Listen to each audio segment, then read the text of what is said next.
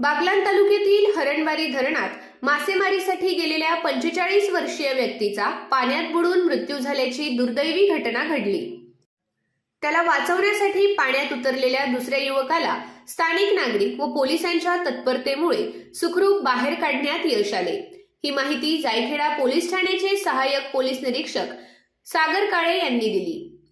मिळालेल्या माहितीनुसार विजय महादू सोनवणे वय 45 वर्ष राहणार वडेदिगर हे हरणबारी धरणात मासेमारीसाठी गेले होते। मासेमारी करत असताना त्यांची हवा भरलेली ट्यूब पाण्याच्या प्रवाहात वाहून जाऊ लागली।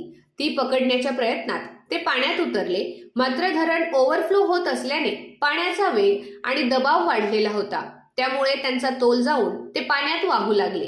हे पाहताच रमेश सीताराम सोनवणे वय 25 वर्ष राहणार दगडपाडा यांनी विजय यांना वाचवण्यासाठी धाडसाने पाण्यात उडी घेतली, मात्र पाण्याच्या प्रचंड प्रवाहामुळे दोघेही बुडू लागले।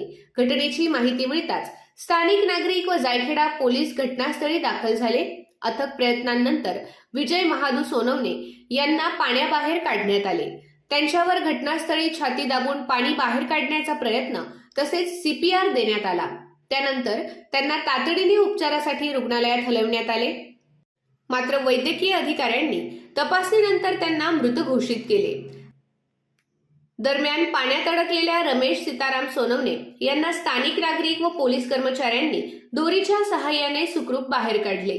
त्यांना पुढील उपचारासाठी रुग्णालयात दाखल करण्यात आले असून त्यांची प्रकृती स्थिर असल्याचे सांगण्यात आले।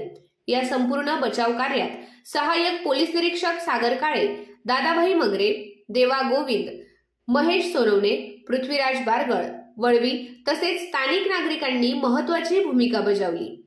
आय न्यूज साठी विनोद पाटील, नागपूर।